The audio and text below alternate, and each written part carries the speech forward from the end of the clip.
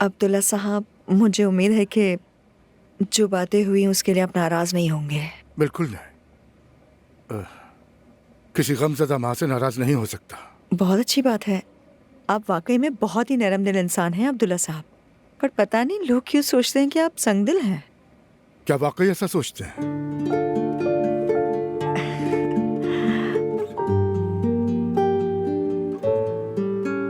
بالکل، یہ میری رائے نہیں ہے. اب سنیں عبداللہ صاحب، آپ باپ ہیں اور بچی آپ کی ہی ہے.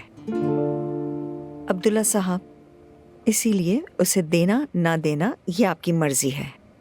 اگر دیکھا جائے تو ہم بھی اپنی جگہ بالکل ٹھیک ہے، خاص طور پر حالیہ واقعے کے بعد. آپ دیکھ چکے تھے کہ کیا ہوا تھا. بالکل.